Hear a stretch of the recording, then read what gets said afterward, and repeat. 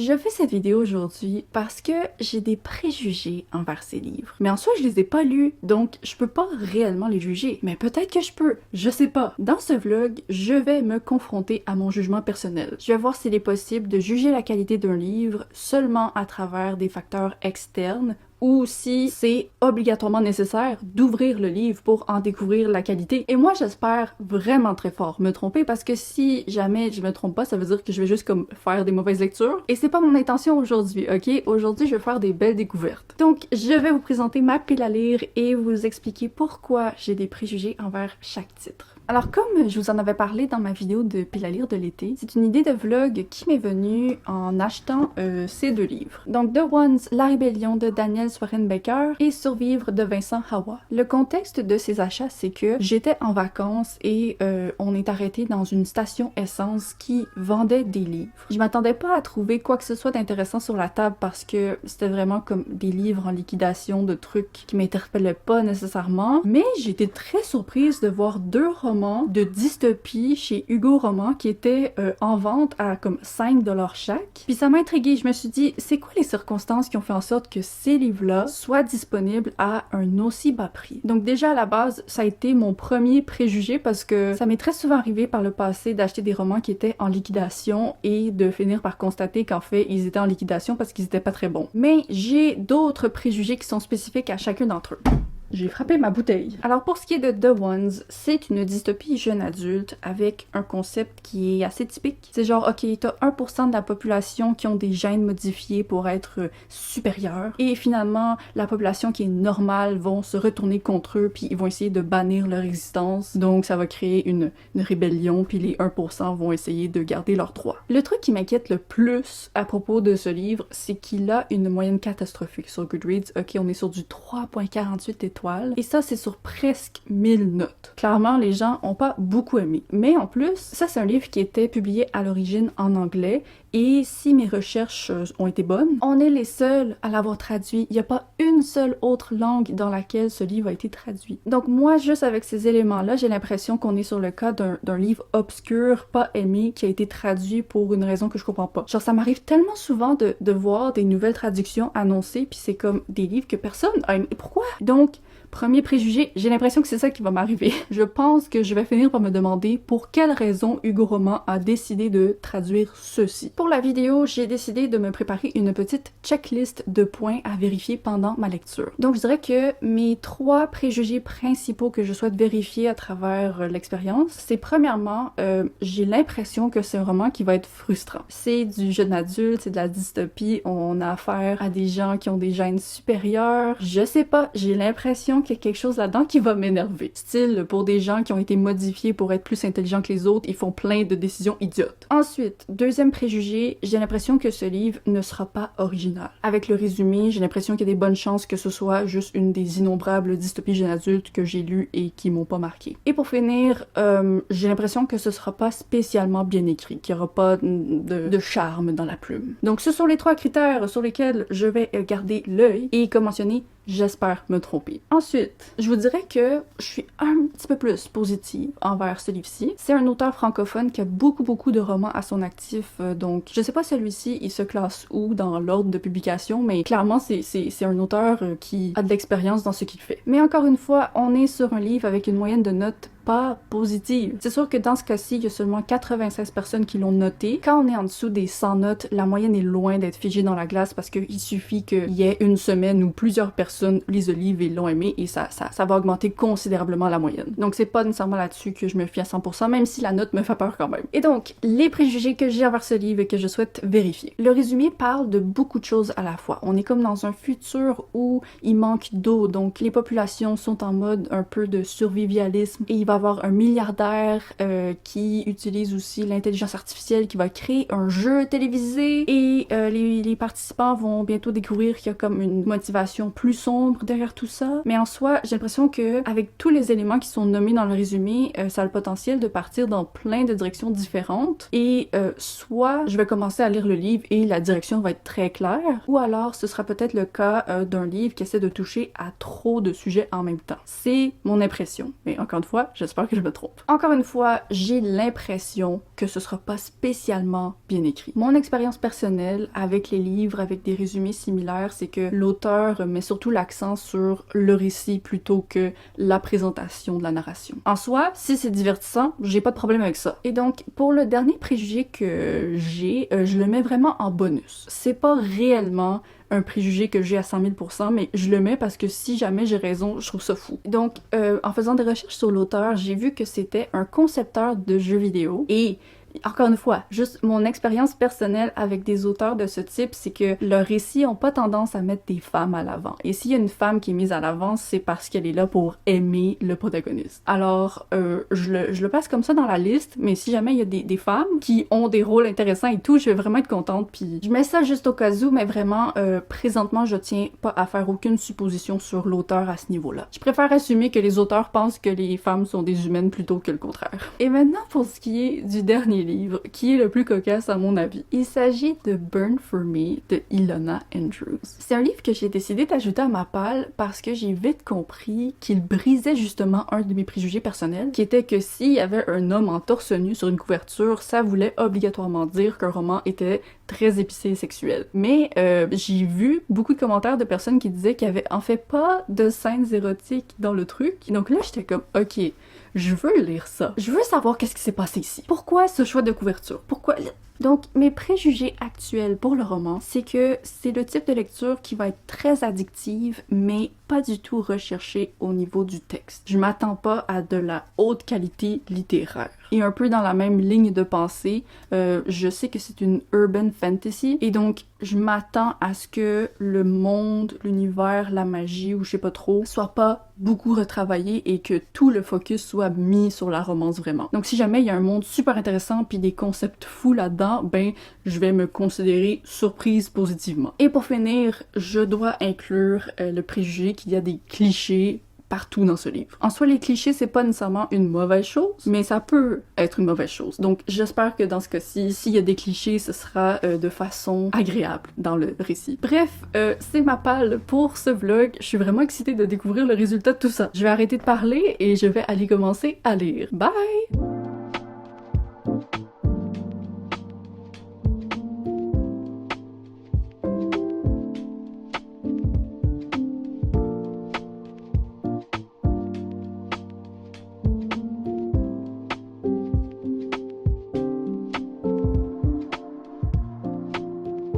Je suis à la page 176 de The Ones. Voici ce qui a été établi pour l'instant. Je pense que j'ai été suffisamment exposée à l'écriture pour être en mesure de cocher la case pas spécialement bien écrit.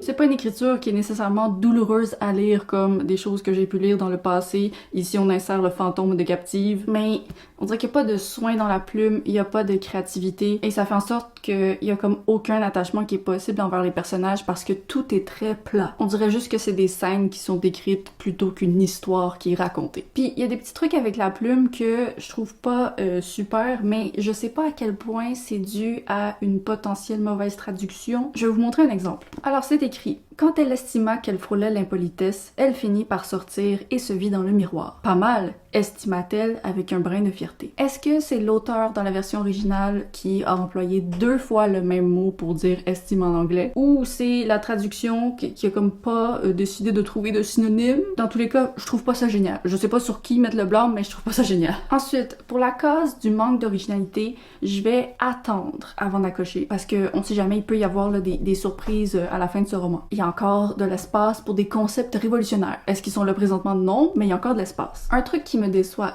énormément sur le world building de cette dystopie, c'est que le roman commence et c'est directement, ok, il y a une loi qui vient d'être passée envers les Ones, puis là, toute la population se vire contre eux et c'est comme instantanément, faut faire quelque chose. Mais la raison qui est nommée pour ce mouvement soudain de haine envers les Ones, c'est expliqué en une moitié de paragraphe, et en bref, c'est juste qu'il y a une fille qui s'est fait renvoyer de sa team de cheerleader, et puisqu'il y avait sur son équipe plusieurs personnes qui étaient des Ones avec des gènes supérieurs, ben les gens ont tous mis la faute sur le fait que sa place avait été volée par les personnes avec des gènes supérieurs. Puis je suis comme, à quel point cet événement-là peut-il réellement être le cataclysme de toute cette haine et de cette violence soudaine? Parce que là, c'est vraiment comme, ils sont des erreurs, on va leur administrer quelque chose pour leur enlever tous leurs gènes, on va les bannir des écoles. Mais est-ce que tout ça, là, tout ça, c'est vraiment juste parce qu'il y a une fille qui a été expulsée de son équipe de cheerleader. Puis on s'entend que sur son équipe en ce moment, il y a encore des personnes avec des gènes normaux qui n'ont pas été expulsées, donc pourquoi? Bref, j'ai comme vraiment du mal à gober un peu la situation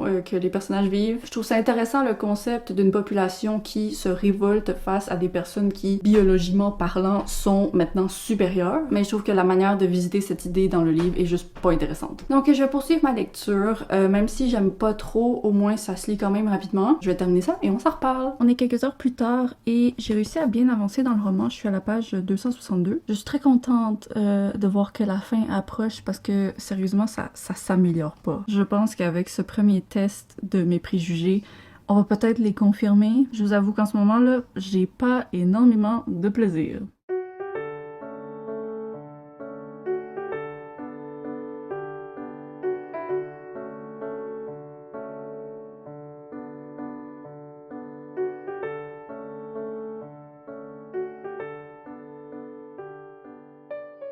Deux étoiles. Je suis triste. J'avais pas réellement espoir que ce livre soit un coup de cœur, mais je voulais ne pas avoir eu raison de le juger et là, après l'avoir terminé, je peux pas dire que j'avais pas raison. Je peux pas dire non plus que j'avais 100% raison parce que pour ce qui est du point genre de la frustration sur ma checklist, j'ai jamais été extrêmement frustrée comme je m'attendais à l'être. Mais c'est sûr que la frustration était pas tout à fait absente tout compte fait parce que pendant tout le long, j'étais frustrée du fait que c'était décevant. Oui, ok, je m'attendais à une dystopie qui allait pas être très marquante, mais là vraiment au niveau du world building, je comprends pas. C'est pas que c'est pas clair, tout est très clair, mais justement, tout est clair parce qu'il y a aucun détail qui a été donné, c'est juste des énonciations, des énoncés. Et on est supposé les gober tout rond. Moi, le truc qui me dérange le plus avec le principe de cette dystopie, c'est que on est supposé accepter que la population se retourne entièrement d'un seul coup envers ces êtres avec des gènes supérieurs, même s'ils sont pas si supérieurs que ça, parce que le seul truc que ça change, c'est qu'ils sont plus beaux, ils sont plus rapides pour courir et un petit peu plus intelligents, mais comme tu peux même pas croiser quelqu'un sur la rue et être certain que c'est quelqu'un qui fait partie du 1%, donc honnêtement, les différences sont minimes. Tout le monde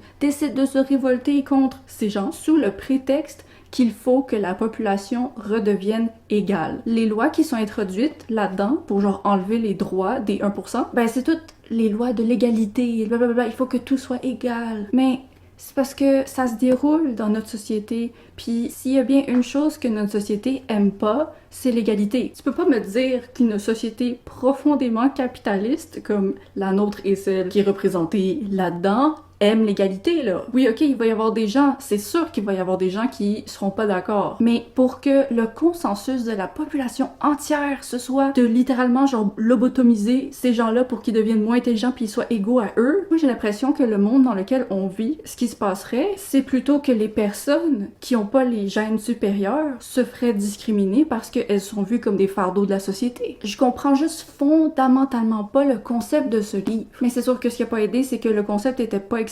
C'est juste, ok, oh mon dieu, on est discriminé. Vite, il faut placer des bombes puis se battre. C'était franchement pas un bon moment de lecture. Donc mon 2 étoiles ici présent, je le trouve un petit peu généreux, mais bon, j'ai réussi à le lire en 24 heures. C'est plus que ce que je peux dire de plusieurs livres, donc bon, il y a une part de mérite que je dois lui attribuer. Mais si on va regarder maintenant la checklist, pas spécialement bien écrit, check.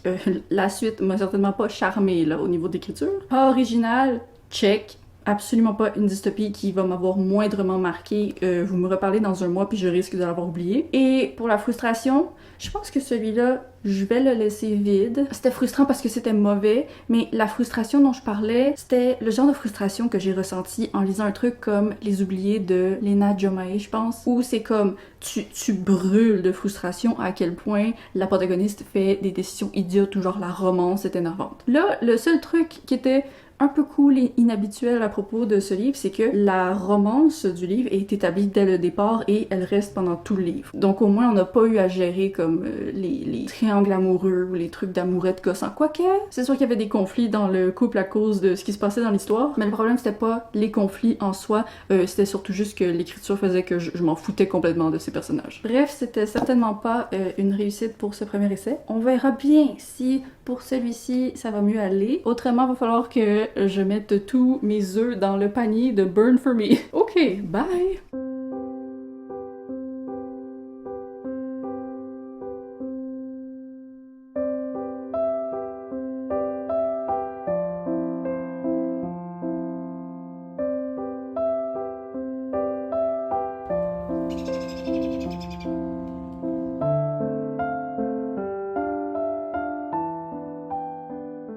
Bon, j'ai une impression de déjà-vu parce que me voici en pyjama qui m'apprête à me coucher et me voici à la moitié d'un livre que j'aime pas. Encore une fois, très rapidement, je pense que je suis en mesure de cocher la case pas spécialement bien écrit. Ça se manifeste pas exactement de la même façon que l'autre roman, mais je trouve qu'il y a vraiment des grosses lacunes dans les dialogues. Je suis pas capable de prendre au sérieux les dialogues qui sont échangés. Pour moi, c'est pas réaliste du tout. Je comprends pas le fil de la conversation. Pas que je comprends pas le contenu, mais je comprends pas comment deux personnes peuvent se parler puis la conversation va dans cette direction. À ce stade-ci, il y a également d'autres cases de la checklist que je pense pouvoir cocher, mais je vais juste aller dormir, ok? Puis je termine et on se reparle parce que j'ai pas envie de mettre plusieurs mises à jour sur ce livre-ci. Bonne nuit! Alors j'ai terminé Survivre et juste avant de me lancer dans mon avis, je tiens juste à vous dire que si jamais j'ai l'air moins enthousiaste que d'habitude, c'est juste parce que je suis un peu fatiguée et stressée du fait que j'ai dû ramener mon chat au vétérinaire parce que elle avait eu une infection la semaine dernière qui est revenue de plus belle hier et en ce moment il faudrait que je lui donne de la morphine pour sa douleur et elle me déteste, elle me fait plus confiance depuis ce que je lui ai fait subir hier soir en l'amenant au vétérinaire. Donc voilà, c'est pas la joie chez moi en ce moment, mais mon chat va bien, il semble pas y avoir de danger ou quoi, c'est juste c'est douloureux pis c'est inconfortable pour elle, pis ça me fait de la peine. Et ce qui me fait de la peine également, c'est que j'ai pas aimé Survivre. Encore une fois, je me présente à vous avec une liste de préjugés qui est majoritairement cochée. Comme j'en avais parlé précédemment, l'écriture, je me dois de cocher la case pas spécialement bien écrit, mais je dois dire que c'était mieux que The Ones parce que, ok, c'était mieux uniquement parce qu'à chaque fois que l'auteur faisait référence au ciel, je voyais qu'il mettait de l'effort pour comme mettre des métaphores puis un petit peu de style. Donc bon, ok, il y avait absolument rien d'autre qui ressortait dans l'écriture pour tous les autres aspects, mais le ciel, il respectait le ciel. Et comme vous pouvez le deviner, c'est quelque chose qui m'importe. Ensuite, la case qui est, à mon avis, la plus profondément cochée, c'est celle d'un récit chaotique qui touche à trop de sujets en même temps. Je sais pas comment j'ai fait pour le deviner, alors que le résumé ne fait qu'une seule phrase, mais je l'ai deviné. Donc là, ok, laissez-moi vous faire le résumé là, de tous les sujets qui sont abordés là-dedans. Le livre commence dans un contexte de survie. On suit un père qui survit par lui-même dans la nature depuis des années parce que avec les changements climatiques et tout ça, il avait promis à sa femme et à sa fille qu'il allait construire un endroit où les trois pourraient vivre ensemble, mais à cause d'un ouragan causé par les réchauffements climatiques, ben la mère puis la fille sont mortes, et donc lui il est tout seul là-dedans. Et aussi, il a un frère porté disparu mystérieusement et il a une sœur qui est comme haut placée et qui lui dit de s'inscrire à une émission télévisée organisée par un milliardaire parce que le contexte a comme un lien avec la disparition du frère. Et en même temps, pendant que tout ça se passe, il y a des coups d'état politiques qui arrivent, il y a des attentats, et là on se lance dans l'émission télévisée où en fait le protagoniste, il est le coach d'une jeune fille qui doit essayer de survivre dans une arène, puis pendant tout ce temps, le protagoniste parle à une intelligence artificielle, puis comme il y a le thème de l'intelligence artificielle, mais là hop, on découvre que l'émission télévisée a en fait une raison d'être derrière, qui est pas celle qu'on pensait, même si on sait pas qu'est-ce qu'on pensait, parce que c'est tellement pas clair c'est quoi cette émission télévisée. Et pendant que tout ça se passe, le protagoniste parle à une femme qui est une psy pour l'émission, et ils ont la conversation la plus désagréable que j'ai jamais lue de ma vie, mais étrangement, ça se termine,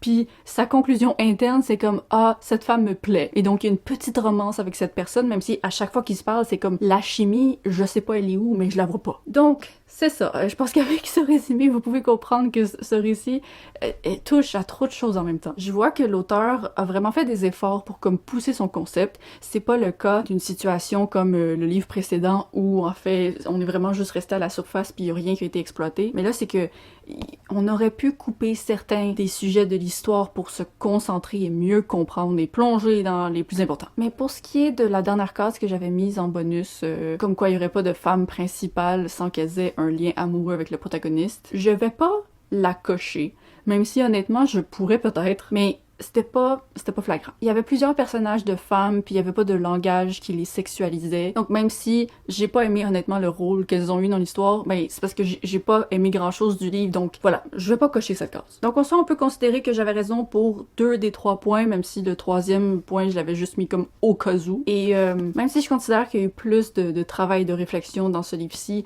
je l'ai pas plus apprécié que l'autre, dans le sens que l'expérience de lecture a pas été plus agréable. Donc juste pour l'effort supplémentaire, je vais lui donner 2.25 étoiles au lieu de 2 étoiles, mais je recommande pas. C'était pas nécessaire que j'ai raison. Les préjugés dans la vie, on n'est pas supposé leur donner raison. Ok, burn for me, s'il te plaît. S'il te plaît, s'il te plaît. Surprends-moi.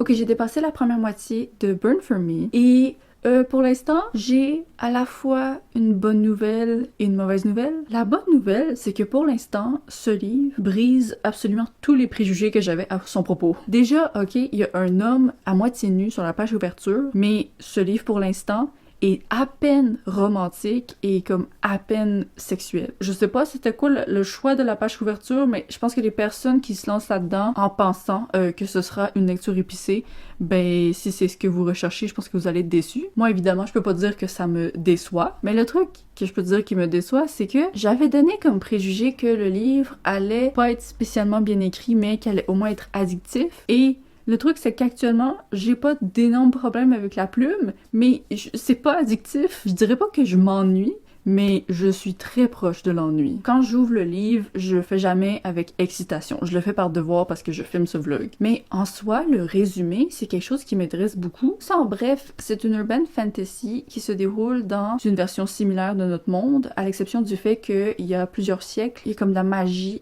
qui a été insérée dans les gens. Et finalement, ils ont vite découvert que c'était une mauvaise idée de donner des pouvoirs magiques aux humains. Et donc, ils ont arrêté le truc et la magie représente désormais la plus grande forme de pouvoir parce que les familles qui avaient de la magie ont gardé la magie et donc ça s'est préservé genre à travers les générations. Et donc maintenant, au lieu de marier quelqu'un pour son argent, son statut, blablabla, on marie surtout les gens pour leur pouvoir magique. Je trouve ça super intéressant comme contexte et l'histoire, ça suit une fille qui a le pouvoir de savoir quand on est en train de lui mentir, mais c'est un pouvoir qui est caché, genre si j'ai bien compris, le gouvernement sait même pas qu'elle a le pouvoir, comme elle fait pas partie d'une liste ou c'est pas connu de tous. Donc c'est très pratique parce que si tu sais que la personne devant toi est capable de savoir quand tu mens, ben ça va changer des choses à la conversation. Et donc elle utilise son pouvoir magique pour être une détective privée qui s'occupe de petits dossiers mineurs comme des trucs de tromperie, blablabla. Sauf que sa compagnie est possédée par une grosse entreprise sans cœur qui va lui forcer la main et va la forcer à accepter un dossier qui est trop gros pour elle. En cours de route, il va y avoir un milliardaire, millionnaire, un homme très riche et beau et dangereux qui lui aussi veut mettre la main sur la même personne qu'elle cherche. Donc ils vont comme faire une équipe. Et pour l'instant, je pense que c'est avec lui la romance, mais je sais pas. Donc c'est ça qui est fou, ok? Pour l'instant, on est à 54% et je sais pas exactement ça va être qui la romance. Parce que je le vois autant avec lui qu'avec le gars justement sur lequel elle souhaite mettre la main. Donc c'est une expérience pour l'instant totalement différente de ce que j'avais jugé. Je suis contente, sincèrement, de m'être trompée là-dessus. Ça va peut-être me donner le courage de m'affronter à des livres qui ont des pages couverture pas inspirante comme ceci, sauf que en même temps non, parce que je m'ennuie un peu, genre je regrette presque que le livre soit pas moins bien écrit, puis plus de romance, puis plus de facteurs addictifs, parce que là pour l'instant je trouve que la personne qui a écrit ça, elle a mis du cœur dans ses idées et tout, mais moi j'ai pas trop de cœur à le lire, donc je m'en vais le continuer et le terminer et on s'en reparle pour la conclusion de ce vlog. J'essaie de le terminer vite parce que moi je déménage bientôt et je veux pas spoiler dans ce vlog-ci mon prochain appartement.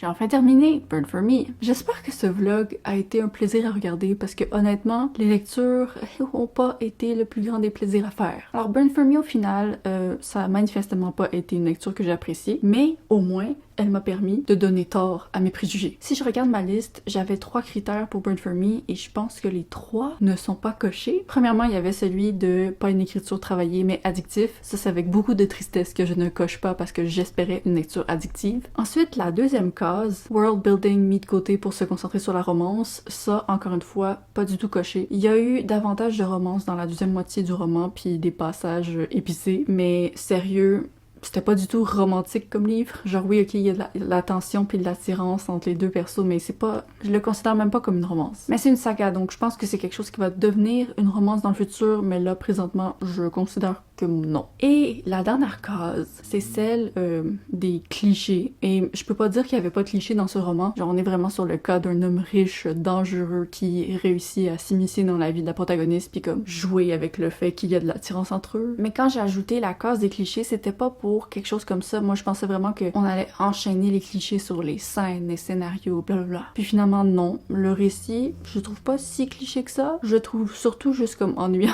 Mais le problème vient surtout de la narration, je pense, ok? Tu réécris ce roman, mais en présentant les scènes d'une nouvelle façon, puis je pense que ça pourrait être un bon roman. Donc, au final, j'ai décidé que j'allais lui donner 2,5 étoiles, parce que même si j'ai eu envie de l'abandonner pendant vraiment genre toute la deuxième moitié, ben j'aimais beaucoup l'idée de la magie. Je trouvais que le contexte était intéressant, puis je voyais que l'autrice... En fait non, c'est un couple d'auteurs, je pense. Donc les auteurs, ils avaient mis du cœur dans leur récit. Et moi, c'est quelque chose qui est important pour moi. Ok, peut-être que le roman va pas me plaire, mais si j'ai l'impression qu'il y a des gros efforts qui ont été mis pour plaire à quelqu'un d'autre que moi, ben c'est correct. Donc voilà, c'est la fin de ce vlog. Je pense qu'on peut dire que la plupart du temps, on peut se fier à nos préjugés. Genre, j'aurais pu totalement juste comme me fier à mon instinct puis pas acheter les 2 premiers livres de ce vlog et je me serais juste sauvée de 2 mauvaises lectures. Donc, je trouve ça dommage. J'espérais avoir une conclusion plus intéressante. Mais donc, voilà, c'est la fin de la vidéo et c'est la fin de la dernière vidéo qui a été filmée dans mon appartement actuel. La prochaine fois qu'on va se voir, je serai installée dans mon nouveau chez moi. Donc, présentement, j'ai l'intention de prendre une pause pendant le prochain mois. Je vais quand même poster ma vidéo exclusif pour les membres je sais pas c'est quand la date, mais c'est comme un des premiers vendredis du mois d'août. Si jamais vous vous ennuyez de moi, vous pouvez rejoindre la chaîne en tant que membre exclusif au niveau des petites lunes et me voir le visage dans quelques semaines. Autrement, on se revoit dans le prochain mois, je sais pas quand. Merci Luna, merci. Donc je vous souhaite une belle fin de l'été. N'hésitez pas à vous abonner si ce n'est pas déjà fait et donc on se retrouve prochainement. Bye!